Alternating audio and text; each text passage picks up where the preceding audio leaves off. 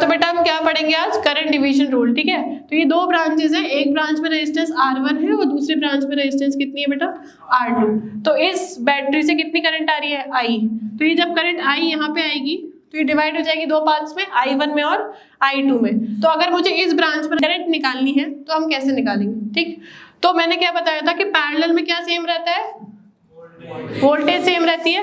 तो इस ब्रांच में और इस ब्रांच में जो वोल्टेज ड्रॉप हो रहा है वो सेम होगा। तो इस ब्रांच में कितना वोल्टेज ड्रॉप हो रहा है, I1 R1, और इस ब्रांच में कितना होगा, I2 R2। तो I1 R1 किसके इक्वल होगा, I2 R2 के। अब इस ब्रांच यहाँ से जो करंट आ रही है, I आ रही है, वो दो पार्ट्स में डिवाइड हो गई, I1 और I2 में। तो I किसके बराबर होगा, I1 प्लस I2। तो ये दो हमारी इक्वेशंस हो गई, इक्वेशन 1 और इक्वेशन 2। अब मुझे निकालना क्या है, करंट I1। तो मैं यहाँ पे क्या पुट कर सकती हूँ, I2 की जगह फर्स्ट ब्रांच में, फर्स्ट वाली इक्वेशन में क्या पुट करूंगी, I2। तो ये क्या हो जाएगी equation, I1 R1 is equal to कितना हो जाएगा, I minus I1 into R2। ठीक है, कितना हो गया, I1 R1 is equal to I R2 minus I1 R2।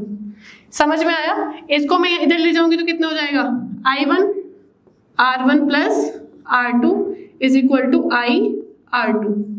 समझ में आया। तो एक I1 की इक्वेशन क्या आ गई यहाँ से निकल के, I1 is equal to I R2 upon R1 plus R2।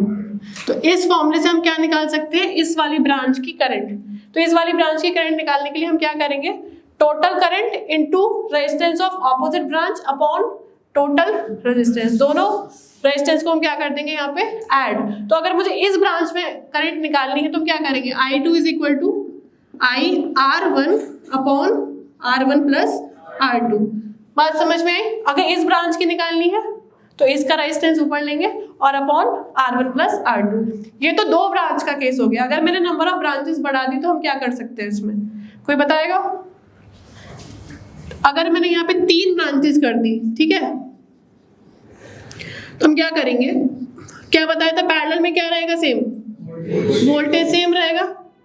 तो यहां से करंट अगर मैंने यहाँ पे लगा दी एक बैटरी, ठीक है, तो यहां से करंट क्या आएगी, I, यहाँ पे I आई तो यहाँ पे डिवाइड हो जाएगी I1 I2 और I3। ये रेजिस्टेंस ले लिया R1 R2 और R3। बात समझ में आई। और इस बैटरी का पोटेंशियल कितना है, ठीक। तो अगर यहाँ पे पोटेंशियल V है तो यहाँ भी ड्रॉप कितना होगा, V का, यहाँ भी V और यहाँ भी V। तो मैं सबसे पहले I1 निकालने की कोशिश करेंगे हम, ठीक। तो V जो होगा किसके बराबर हो जाएगा, I1 R1 के। और जो टोटल यहाँ जो पोटेंशियल है वो किसके इक्वल होगा, I R इक्विवेलेंट के। तो ये हो गया I1 R1। तो यहाँ से I1 कितना आ गया, I R equivalent upon R1। तो अगर मल्टीपल ब्रांचेस है, अगर 2 ब्रांचेस है तो सिंपली तुम ऐसे भी कर सकते हो। अगर मल्टीपल ब्रांचेस है तो हम क्या करेंगे, I1 is equal to I R equivalent upon R1।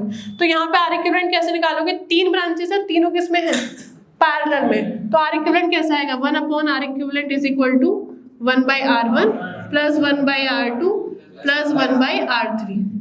यहाँ से वैल्यू पुट करके यहाँ करोगे तो हमारी I1 की वैल्यू आ जाएगी। अगर I2 निकालना है तो क्या करेंगे, यहाँ पे I2 is equal to I R equivalent upon R2।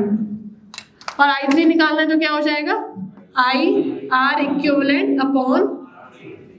अब यहाँ पे कितनी भी ब्रांचेस हो, अभी तो मैंने 3 का एग्जांपल दिया, अगर हम ज्यादा ब्रांचेस भी कर देंगे तो ये फॉर्मूला लगा के हम क्या कर सकते हैं, किसी भी ब्रांच में करंट निकाल सकते हैं। और ये अगर सिंपल 2 ब्रांचेस है तो ऐसे भी कर सकते हो। ठीक है, समझ में आया सबको।